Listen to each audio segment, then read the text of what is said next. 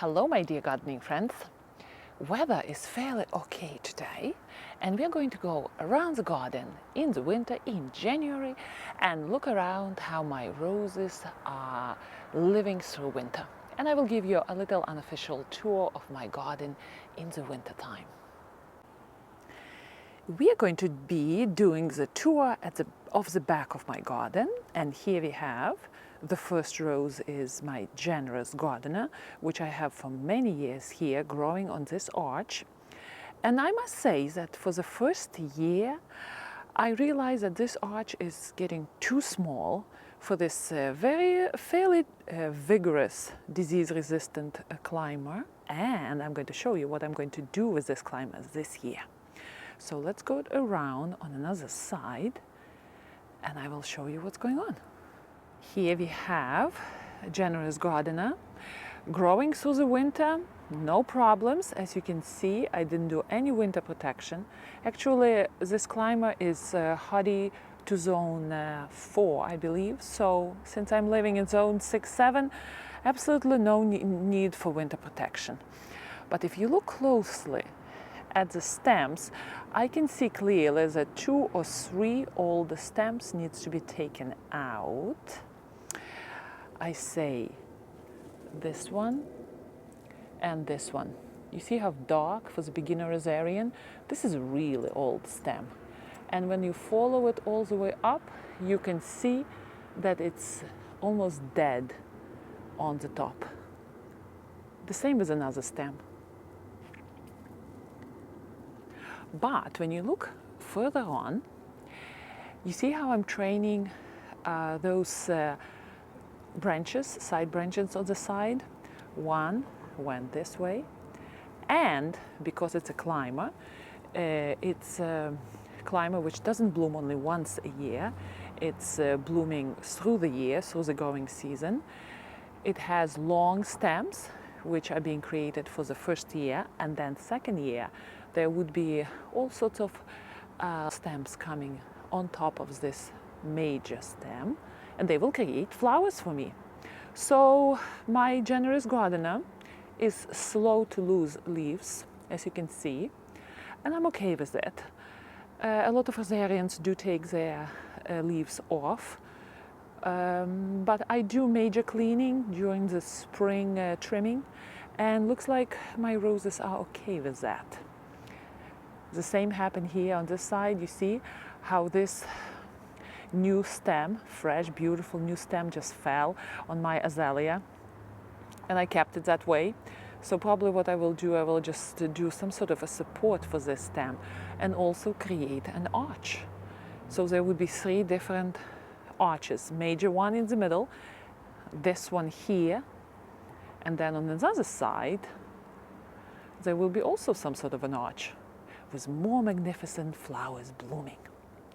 Now when you will look into the tree, you will see there one stem escaped and climbed all the way up to the top. So I will get him out of there in spring, will band him together with this stem, and I will have magnificent display this growing season. Now when we look here rose support, which I built last year for my Katrina rose. Let's look how that baby is doing. I planted her only last year, and it is a baby rose growing from the cutting. She's doing very well, taking into consideration that this is shady area here at the bottom. So I'm expecting big things from this rose this season. She's doing very well. Look, she didn't lose her foliage on top. Oh my gosh, look at these feathers. Somebody had a dreadful end here, some birdie. I don't know what happened. But I created somewhat temporary cage for this rose not to suffer from rabbits. And probably I will do some sort of a more beautiful cage with maybe black protection there at the bottom, not as high. I think that this rose will need it permanently here. So hopefully my Katrina rose will stretch its limbs towards the sun, because sun is coming somewhere at the middle and top here on this construction, so it will encourage rose to grow fast, and I will be securing it to this this rose support. And when we have our lunches and dinners at this table here, we will enjoy in the future beautiful, magnificent blooms here.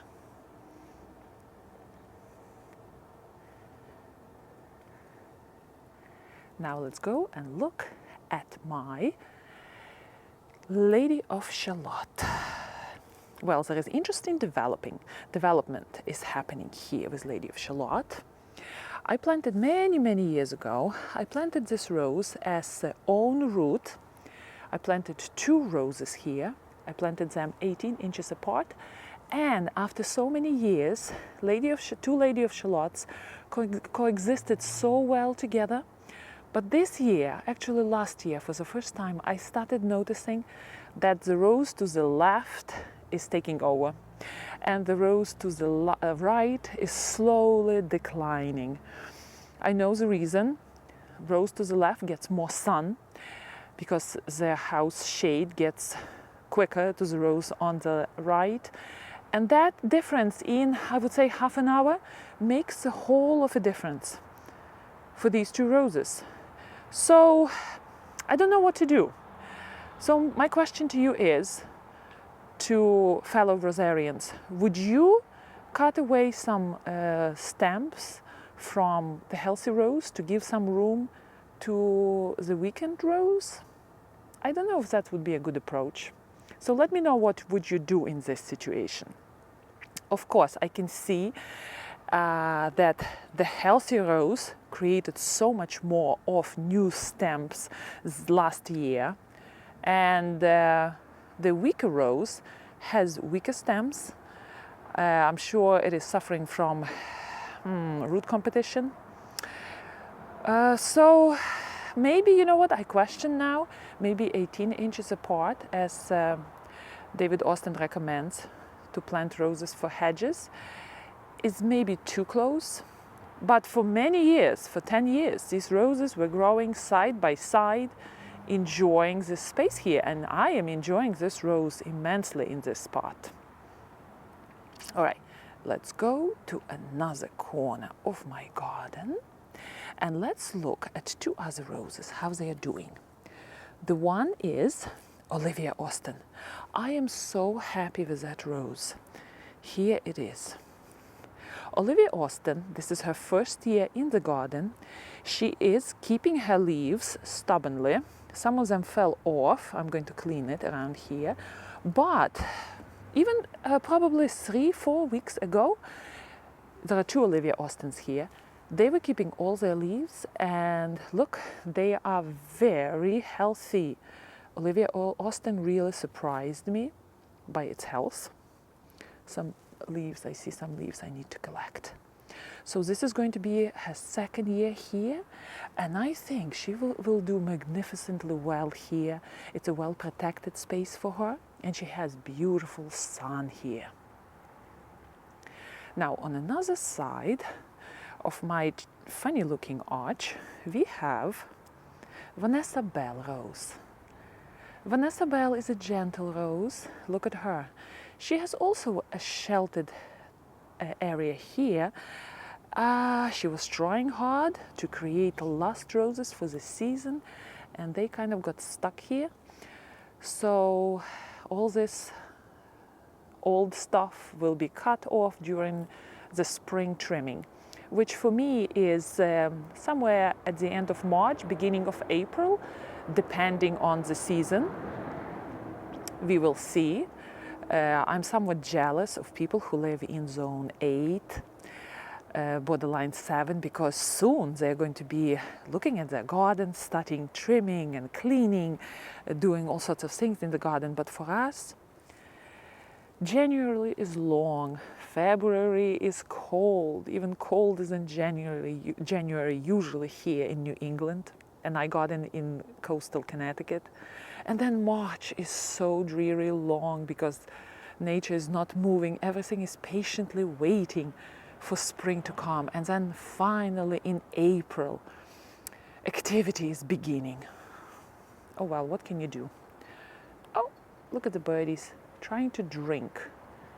But there is no drink. It's so cold outside that we don't have water. It's frozen. Oh, I have to bring warm water there just to give birdies some sort of relief there. All right, here we have another generous gardener, also almost bare. Some leaves left. Generous gardener is losing leaves not very fast for winter. Usually my Lady of Shallot is the first one to drop off the leaves. What's happening here? Here we have two back raised beds, and I like to keep the soil covered. It's very natural for the soil to be covered. So if I don't have extra compost, I like to keep those leaves there. And even if you look closely at the soil, you will see that a lot of beautiful activity is happening under those leaves. So for the suggestion for the beginner gardener, do try to keep your soil covered for winter, if you can. If you don't, not a biggie. Your soil is not going to be dead. Let's walk down this path and see what's going on there. My boxwoods are nicely growing here. These are Green Mountain boxwoods, and they have beautiful vertical shape. They're babies here. They're just probably 3-4 years old. And then we have even smaller babies, green velvet boxwoods, which I'm trying to raise here as a hedge, a little hedge. Right, all the birds are looking at the bird feeder, thinking about me, what this human is doing here. She's in our way of eating beautiful, tasty meal. Now, here on both sides of my arch, I do have 2 New Dawn roses, and they are babies. They are still in their baby stage, quietly sitting, waiting for beautiful spring to begin. It looks kind of boring here right now. Another one on another side, also making its way. And then here we have Bliss Parfuma Rose, also a baby. When you look close up, you see around the root system I have a lot of compost added. I want this rose to do very well here, and I want her to develop beautiful, strong stems.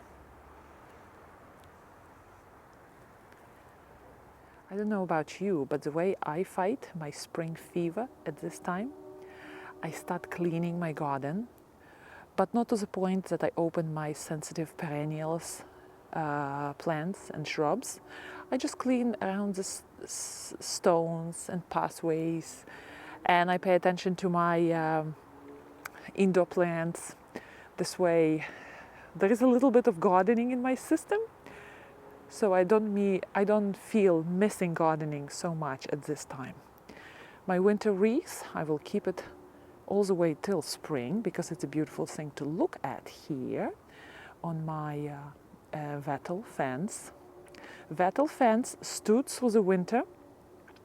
It is built here under the canopy of a tree, and it looks like that doesn't get a lot of rain here, doesn't get wet on a regular basis from the morning dew. And I think because of that, this fence is standing strong here. All right, a little bit of garden tour. Hopefully you are enjoying your gardens and gardeners. If you're gardening in warmer climates, I am jealous, but in a good way, you know. Spring will come to New England too, and soon we will be busy weeding, organizing, trimming, and enjoying our gardens. Have a lovely day, and I will see you next time. Happy gardening.